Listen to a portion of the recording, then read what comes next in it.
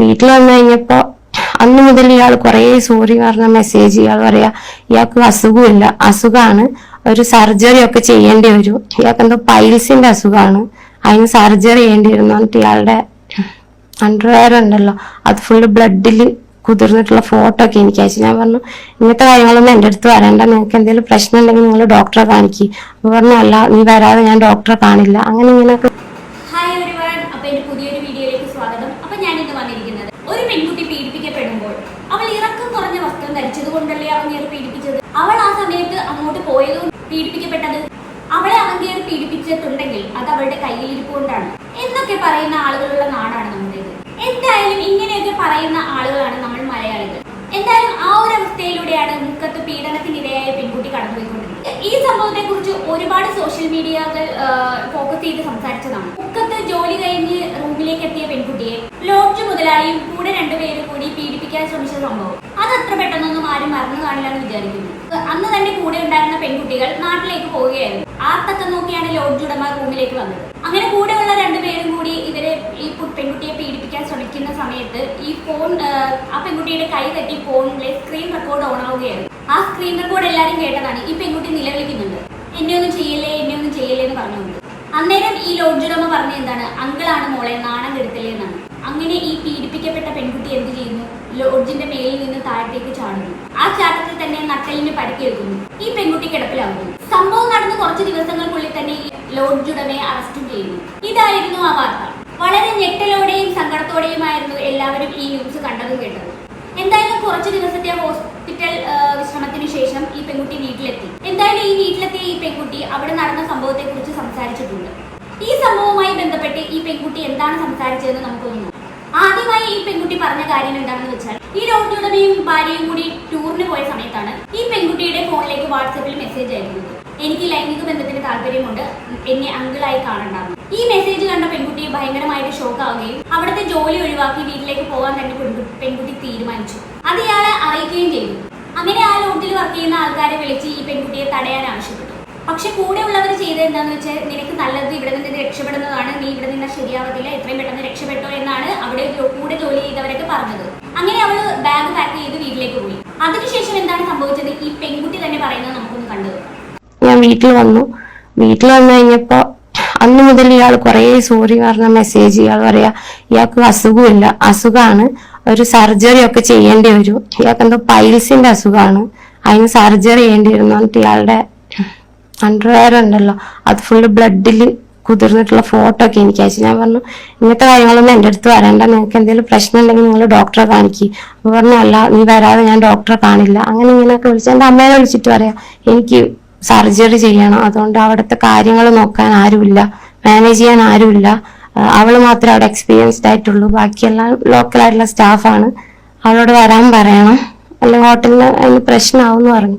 അങ്ങനെയാണ് അമ്മ എന്നോട് പറഞ്ഞത് നീ പോ. അപ്പൊ അമ്മയ്ക്ക് അറിയില്ല, അമ്മയുടെ അടുത്ത് ഇങ്ങനെ പറഞ്ഞിട്ട് മോശമായിട്ട് സംസാരിക്കുന്നുണ്ട് എന്നേ പറഞ്ഞുള്ളൂ. അമ്മയോട് എനിക്ക് അങ്ങനത്തെ എനിക്ക് തോന്നിയില്ല അമ്മേനെ അത് പറഞ്ഞ് സങ്കടപ്പെടുത്താൻ. നല്ല ഒരുപാട് പ്രതീക്ഷയോടെ അവിടെ പറഞ്ഞിട്ടെ എവിടെ വരെ പോകുന്നു, ഒറ്റയ്ക്ക് തന്നെ നോക്കി ഇതാക്കുമായിരുന്നു.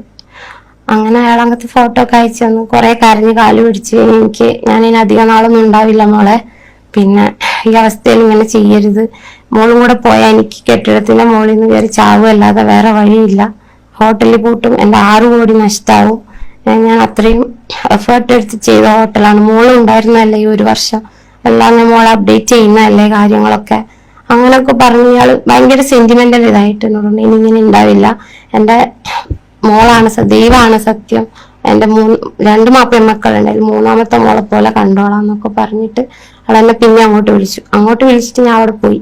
അപ്പൊ അത് ശരി. അപ്പൊ ഈ പെൺകുട്ടി വീണ്ടും അവിടെ പോകാൻ ഒരിക്കലും പാടില്ലാത്ത കാര്യമായിരുന്നു.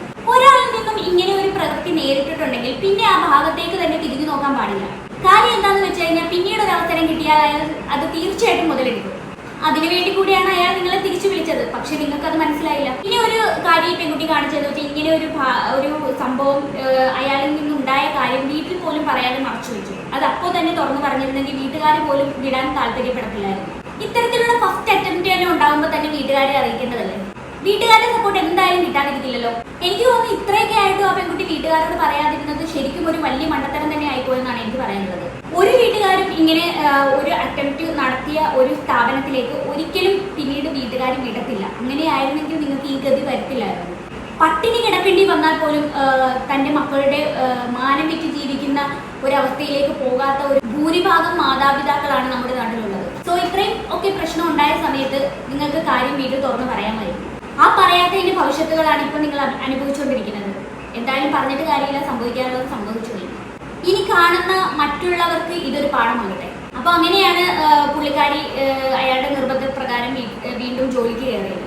അങ്ങനെ ജോലിയുടെ സാലറിക്ക് പുറമെ ഒരു 5000 രൂപ പുള്ളിക്കാരിയുടെ കയ്യിൽ വെച്ചു കൊടുത്തു. അങ്ങനെ ഈ പെൺകുട്ടി പറഞ്ഞു എനിക്കത് വേണ്ടാന്ന് പറഞ്ഞിട്ടും പുള്ളിക്കാരൻ പറഞ്ഞു ഇത് കിടന്നോട്ടെ, കയ്യിൽ വെച്ച് എൻ്റെ ഒരു സന്തോഷത്തിന് വേണ്ടി തരുന്നതാണെന്നാണ് പുള്ളിക്കാരൻ പറഞ്ഞത്. ഈ പെൺകുട്ടി പറഞ്ഞു ഈ പൈസ തന്നത് കൊണ്ട് നിങ്ങൾ ചെയ്തതൊക്കെ ഇല്ലാതാവുമോ എന്ന് അങ്ങനെയൊക്കെ കുറെ ഡയലോഗ് ഈ പെൺകുട്ടി പറഞ്ഞു. അത് കേട്ടപ്പോൾ ഈ ഉടമ ഓക്കെ സമ്മതിച്ചു, എല്ലാം തന്റെ തെറ്റാണെന്ന് സമ്മതിച്ചു, അംഗീകരിക്കുകയും ചെയ്തു. അങ്ങനെ കുറെ നാളത്തേക്ക് ഇയാളുടെ ശല്യമൊന്നുമില്ലായിരുന്നു.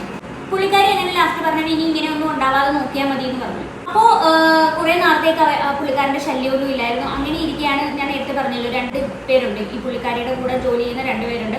അവർ നാട്ടിൽ പോയ സമയത്താണ് ഈ പുള്ളിക്കാരിയുടെ വീടെന്ന് പറയുന്നത് കണ്ണൂരാണ്. മുക്കത്ത് വന്ന് താമസിക്കുകയാണ് ചെയ്യുന്നത്. പെൺകുട്ടിയുടെ കൂടെ 2 പെൺ സുഹൃത്തുക്കളും 2 ആൺ സുഹൃത്തുക്കളുമാണ് ഉള്ളത്. ഇവർ 5 പേരും ഒരു ഗ്യാങ് ആയിട്ടായിരുന്നു നടന്നിരുന്നത്. അപ്പൊ ഇവര് ഈ ചെക്കന്മാരും ഇവരെല്ലാവരുമായിട്ട് പുറത്ത് കറങ്ങാൻ പോകും. പിന്നെ അല്ലാണ്ട് അപ്പുറത്ത് ഇതിലാണ് ഈ ചെക്കന്മാർ താമസിക്കുന്ന. ഓപ്പ് കിട്ടുന്ന ടൈമിൽ ഇവരെല്ലാവരും കൂടി വന്ന് വീട്ടിൽ റൂമിൽ കുക്ക് ചെയ്തൊക്കെ കഴിക്കുന്ന അങ്ങനെ ഒരു എൻജോയ് ചെയ്ത് പോവുകയായിരുന്നു. അങ്ങനെ ഇത് ശ്രദ്ധിച്ച സെക്യൂരിറ്റി എന്തായി, ലോഡ്ജ് മുതലാളിയോട് കാര്യങ്ങൾ തുറന്നു പറയുകയാണ്. ഇങ്ങനെയൊക്കെയാണ് 2 ചെക്കന്മാർ ഇവരുടെ റൂമിലേക്ക് വന്നു പോകുന്നുണ്ട്, ഒന്ന് സൂക്ഷിച്ചു എന്ന രീതിയിലാണ് സെക്യൂരിറ്റി ഉടമയോട് പറഞ്ഞത്. അങ്ങനെ അയാൾക്ക് അതൊരു പിടിവള്ളിയായി മാറി. ഒളിപ്പിച്ചു വെച്ച അയാളുടെ അസുഖം പ്രകടിപ്പിക്കാനുള്ള ഒരു അവസരം കൂടിയാണ് കിട്ടിയത്. അങ്ങനെ അയാൾ അത് മുതലെടുത്ത് അവളെ താക്കീത് നൽകാനും ഭീഷണിപ്പെടുത്താനും തുടങ്ങി.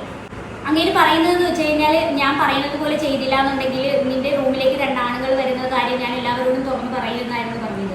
നിന്നെ മോശക്കാരിയാക്കും എന്ന രീതിയിലേക്കായിരുന്നു പറഞ്ഞത്. അതിനെക്കുറിച്ച് ഈ പെൺകുട്ടി പറയുന്നത് നമുക്ക് കേട്ടു നോക്കാം. രാത്രി ബീച്ചിലൊക്കെ പോകാറുണ്ടായിരുന്നു. രാത്രി ജോലിയൊക്കെ കഴിഞ്ഞിട്ട് ഇയാൾ അറിഞ്ഞ പ്രശ്നം, അതുകൊണ്ട് ഒരു 12 മണിക്ക് ശേഷം ഞങ്ങൾ ബീച്ചിൽ പോകാം. കൂടെയുള്ളവർക്ക് സ്കൂട്ടി ഉണ്ട്. അപ്പൊ അതിൽ ഞങ്ങൾ 3 പേരും കൂടെ ബീച്ചിൽ പോകായിരുന്നു. അവരും വരാറുണ്ട്, 2 പിള്ളേർ അവരും വരാറുണ്ട്. അപ്പൊ ഞങ്ങളങ്ങനെ ബീച്ചിലൊക്കെ പോകും. അവരിടയ്ക്ക് ഞങ്ങളെ കാണാനൊക്കെ വരുമൊക്കെ ചെയ്യായിരുന്നു. അന്ന് എനിക്ക് ലേറ്റ് ആയിട്ടാ ജോലി കഴിഞ്ഞ്. ഞങ്ങളൊരു 12:30 ആ സമയത്തൊക്കെ ഹോട്ടലിൽ പുറത്ത് സംസാരിക്കുക. അപ്പൊ സെക്യൂരിറ്റി ഇങ്ങനെ കണ്ടു. സെക്യൂരിറ്റി കണ്ടിട്ട് ഇങ്ങനെ ചോദിച്ചു ഇതാരാന്ന് ചോദിച്ചു. ഞാൻ പറഞ്ഞത് എന്റെ ഫ്രണ്ടാ, ഞങ്ങൾ സംസാരിക്കാൻ വന്നതെന്ന് പറഞ്ഞു. അത് കണ്ടിട്ട് ഞങ്ങൾ വീട്ടിലേക്ക് വിളിച്ചു പോയി. ഞങ്ങൾ വീട്ടിലേക്ക് വിളിച്ചിട്ട് ഞങ്ങളുടെ ഹാളിൽ ഇരുന്ന് സംസാരിക്കുകയൊക്കെ ചെയ്തു.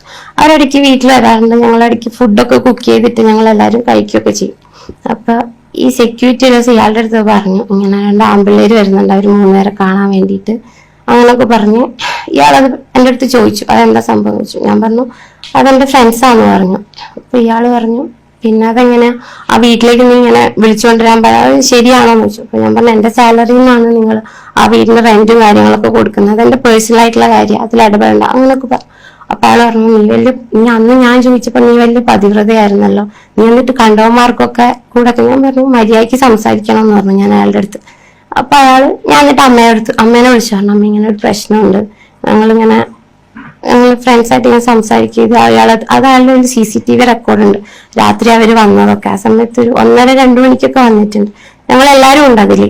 അപ്പൊ ആ റെക്കോർഡ് വെച്ചിട്ട് ഇയാള് എന്നെ പല പ്രാവശ്യം ഭീഷണിപ്പെടുത്തി ഇതിങ്ങനെ എല്ലാരെയും കാണിക്കും. ഞാൻ പറഞ്ഞു കാണിച്ചു, എനിക്ക് കുഴപ്പമില്ല, അതെന്റെ പേഴ്സണൽ ആയിട്ടുള്ള കാര്യമാണ്, അതിന് നിങ്ങൾക്ക് എന്തെങ്കിലും കുഴപ്പമുണ്ടെന്ന് തോന്നുന്നുണ്ടെങ്കിൽ നിങ്ങൾ എന്നെ പറഞ്ഞു വിട്ടോ, എനിക്ക് അത്രയും സന്തോഷം ഇവിടുന്ന് പോകാനെന്ന് ഞാൻ പറഞ്ഞു. അങ്ങനെ പറഞ്ഞിട്ട് അമ്മയുടെ അടുത്ത് ഞാൻ ഓൾറെഡി ആ കാര്യം പറഞ്ഞു. അമ്മ അവളെ വിളിച്ച് പറഞ്ഞു നിങ്ങൾ ആ ഒരു സംഭവം പറഞ്ഞിട്ട് എന്തിനാ മോശം രീതിയിൽ സംസാരിക്കുന്ന അവളുടെ അടുത്ത്. അപ്പൊ പറഞ്ഞു അല്ല അങ്ങനെയല്ല, അവള് നന്നാവാൻ വേണ്ടിയിട്ടാണ് ഞാൻ പറഞ്ഞ, അല്ലാതെ എനിക്ക് വേറെ മോശമായിട്ടൊരു ഇതുണ്ട്. അങ്ങനെ ആദ്യം ഒരു അപ്രോച്ച് ഉണ്ടായ സമയത്ത് ഇനി ജോലിക്ക് തിരിച്ചു പോവില്ല എന്ന് വിചാരിച്ചു തന്നെയാണ് അവൾ വീട്ടിലേക്ക് വന്നത്. പിന്നീട് സംഭവിച്ചത് എന്താണെന്ന് വെച്ചാൽ ഇയാൾ ഒരു 60,000 ഇവർക്ക് കടമായിട്ട് കൊടുത്തായിരുന്നു. അത് സാലറിയിൽ നിന്ന് മെല്ലെ മെല്ലെ പിടിക്കാമെന്നുള്ള രീതിയിലായിരുന്നു ഈ പൈസ കൊടുത്തത്. അങ്ങനെ 40,000 രൂപയോളം സാലറിയിൽ നിന്ന് പിടിച്ചു. ബാക്കി 20,000 രൂപ എങ്ങനെയാണ് ബാക്കിയുള്ളത്. ഇയാൾ ആ പൈസ തിരിച്ചു ചോദിച്ചു. എനിക്ക് എന്റെ 20,000 രൂപ ഇപ്പൊ കിട്ടണം, എനിക്ക് എന്റെ സ്റ്റാഫുകൾക്ക് സാലറി കൊടുക്കാനുള്ളതാണെന്നൊക്കെയാണ് ഈ പെൺകുട്ടിയോട് പറഞ്ഞത്. അവള് പറഞ്ഞു എന്റെ കയ്യിൽ ഇപ്പൊ ക്യാഷ് ഇല്ല. അങ്ങനെ പറഞ്ഞ് എനിക്ക് തന്നേ പറ്റൂ, ഇല്ലെങ്കിൽ ജോയിൻ ചെയ്യൂ എന്നാണ് പറഞ്ഞത്. എന്തിനുമില്ലാതെയാണ് അവൾക്ക് ആ ജോലിയിൽ വീണ്ടും തിരിച്ചു കയറേണ്ടി വന്നത്.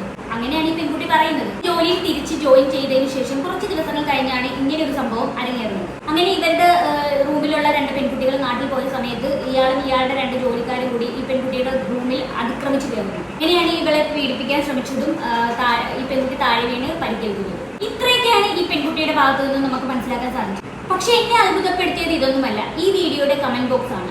ഇത്രയും ക്രൂരമായ സംഭവത്തിലൂടെ കടന്നുപോയ ഈ പെൺകുട്ടിയെ എത്രയും ക്രൂരമായിട്ടാണ് ഈ ആളുകൾ ഇങ്ങനെ കമന്റ് ഇടുന്നത്. എന്തായാലും ആ കമന്റ്സ് ഒന്ന് വായിച്ചു തരാം. രാത്രി 12 മണി കഴിഞ്ഞ് ബീച്ചിൽ പോവുക, 1:30 ആൺ സുഹൃത്തുക്കൾ സംസാരിക്കാൻ വരിക. എന്തൊക്കെയാ ഈ കുട്ടി പറയുന്നത്? ദൂരെ നിന്ന് ജോലിക്ക് വരുന്ന കുട്ടികൾ ഇങ്ങനെ ആയാൽ ന്യൂ ജനറേഷൻ ഇനി എന്തൊക്കെ കാണാനും കേൾക്കാനും ഉണ്ടാകും. കാലം പോയ പോകും. പീഡനത്തിന് ഇരയാക്കപ്പെട്ട ആ ഒരു സംഭവത്തെക്കാൾ ആൾക്കാർക്ക് വലുത് ഈ പെൺകുട്ടി രാത്രി ബീച്ചിൽ പോയതും ആൺസുഹൃത്തുക്കളുമായിട്ട് സംസാരിച്ചതും ഒക്കെയാണ്. ഇവര് ജോലി ചെയ്യുന്നത് കോഴിക്കോടാണ്. ഈ കോഴിക്കോട്ടുകാർക്ക് ഒരു ലൈഫ് സ്റ്റൈൽ ഉണ്ട്. അതെന്താണെന്ന് ഞാൻ പറഞ്ഞുതരാം. ഈ കോഴിക്കോട്ടുകാരെന്ന് പറഞ്ഞാൽ ഏറ്റവും കൂടുതൽ നൈറ്റ് ലൈഫ് എൻജോയ് ചെയ്യുന്നവരാണ്. കൂടുതലും രാത്രി സമയത്തായിരിക്കും പുറത്തിറങ്ങുന്നത്. ഒരു 2 മണി 3 മണിക്കൊക്കെയാണ് വീട്ടിലകത്തേക്ക് കയറുന്നത്. ഒരു 10 മണിയാകുമ്പോൾ ഇറങ്ങി. അങ്ങനെയുള്ള ഒരു രീതിയാണ് കോഴിക്കോടുകാർ. ആരെങ്കിലും നമ്മുടെ ഈ വീഡിയോ കാണുന്നവർക്ക് മനസ്സിലാവും, ഭൂരിഭാഗം പേര് അങ്ങനെയുള്ളവരാണ്. ഇപ്പോഴത്തെ ഒരു കാലഘട്ടത്തിലുള്ളവർ കേട്ടോ, പണ്ടത്തെ അല്ല. ഒന്നും വേണ്ട, നിങ്ങൾ ആദ്യം ഈ ഒരു മണി കഴിഞ്ഞിട്ട് ഒന്ന് കോഴിക്കോട് ബീച്ചിൽ പോയി നോക്കിയാൽ ഫുൾ ആൾക്കാരായിരിക്കും. അതിൽ ഫാമിലിയും കുട്ടികളും ഒക്കെ ഉണ്ടാവും. എനിക്ക് തോന്നുന്നു ഇത്രയും നല്ല രീതിയിൽ നൈറ്റ് ലൈഫ് എൻജോയ് ചെയ്യുന്ന വേറെ സംസ്ഥാനക്കാരില്ല എന്ന് തന്നെ പറയാം. അത്രയും നല്ല രീതിയിൽ നൈറ്റ് ലൈഫ് അടിച്ചു പൊളിക്കുന്നവരാണ് കോഴിക്കോട്ടുകാർ. അത് കോഴിക്കോട്ടുകാർക്കും കോഴിക്കോട് വന്ന് താമസിക്കുന്ന എല്ലാവർക്കും അറിയാം. ശരിക്കും പറഞ്ഞാൽ രാത്രി ഒരു പെൺകുട്ടി പുറത്തിറങ്ങി നടക്കുന്നതുകൊണ്ട് എന്താണ് സംഭവിക്കാൻ പോകുന്നത്? നല്ല രീതിയിലാണെങ്കിൽ, ഞാൻ വേറൊരു ഇത് വെച്ച് പറയുകയല്ല.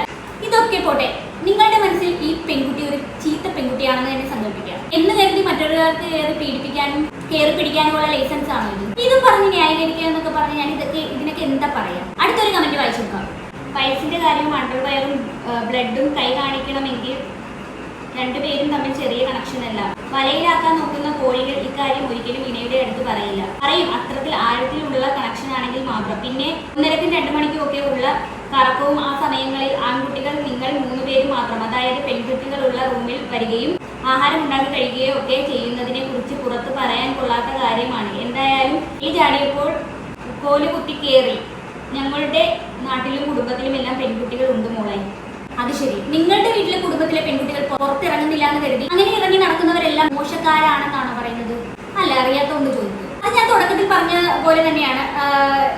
ആ പെൺകുട്ടി അങ്ങോട്ട് പോയത് കൊണ്ടല്ലേ, അവൾ ഇങ്ങനത്തെ ഡ്രസ്സ് ധരിച്ചത് കൊണ്ടല്ലേ, അവൾ രാത്രി ഇറങ്ങി നടന്നതുകൊണ്ടല്ലേ ഇങ്ങനെ ആളുകൾ കയറി പീഡിപ്പിക്കുന്നത് എന്നൊക്കെയാണ് എല്ലാവരും പറയുന്നത്. എന്ത് പറയാനാണ് ഇതിനൊക്കെ? എന്തായാലും അടുത്തൊരു കമന്റ് കൂടി വായിച്ചു നോക്കാം. ഈ കുട്ടി ആൺപിള്ളേരുമായി പാതിരാത്രിക്ക് ഒക്കെ ബീച്ചിൽ പോകുന്നതും അവരെ താമസ സ്ഥലത്തേക്ക് വിളിക്കുന്നതും ഒക്കെ കണ്ട് അയാളും പുറകെ കൂടി. അത്രയേ ഉള്ളൂ കാര്യം. പെൺകുട്ടികൾ അച്ചടക്കം പാലിച്ചില്ലെങ്കിൽ ഇങ്ങനെയൊക്കെ സംഭവിക്കും. എന്തായാലും എല്ലാ കാര്യങ്ങളും പെൺകുട്ടിയുടെ തലയിലാണ്. ഇപ്പൊ ശരിക്കും പറഞ്ഞു കഴിഞ്ഞാൽ വന്ന് ഈ പെൺകുട്ടിയാണ് ഇപ്പൊ കുറ്റക്കാരിയായിരിക്കും. ഇനി ആ പീഡിപ്പിച്ചവനെ ഇവരെല്ലാരും കൂടെ കയറി പുണ്യാളനാക്കുമോ എന്നാണ് തോന്നുന്നത്. വെറുതെ അല്ല ഇവിടെയുള്ള ആളുകൾ നാട് വിട്ടു പോകുന്നത്. ഇങ്ങനെയുള്ള ആളുകളൊക്കെ താമസിക്കുന്ന ഈ നാട്ടിൽ നിൽക്കുന്നത് നല്ലത് വല്ലയിടത്തൊക്കെ പോയി താമസിക്കുന്നത്. വേറൊരു കാര്യം, ഞാൻ ഫുൾ സപ്പോർട്ട് ചെയ്യുന്നതല്ല. പെൺകുട്ടികളായ ഇങ്ങനെ നടക്കുന്നവരുണ്ട്, നടക്കുന്നവരില്ലെന്നല്ല പറയുന്നത്. ഇങ്ങനെ ചീത്ത വഴിയിലൂടെ നടക്കുന്നവരും ഉണ്ട്. പക്ഷെ ഭൂരിഭാഗം പേരും നല്ല രീതിയിൽ നടക്കുന്നവർ തന്നെയായിരിക്കും. 100-ൽ കുറച്ച് പേര് മാത്രമാണ് ഇങ്ങനെ നടക്കുന്നത്. അത് നിങ്ങൾ മനസ്സിലാക്കേണ്ട ഒരു കാര്യമാണ്. പിന്നെ എന്തായാലും എനിക്ക് കൂടുതലൊന്നും പറയാനില്ല. എന്താണ് ഇത് കേട്ടിട്ട് നിങ്ങൾക്ക് തോന്നുന്നത് താഴെ കമന്റ് ബോക്സിൽ കമന്റ് ചെയ്യുക. അപ്പൊ അടുത്തൊരു വീഡിയോയിൽ കാണാം. അതുവരേക്കും ബൈ ബൈ.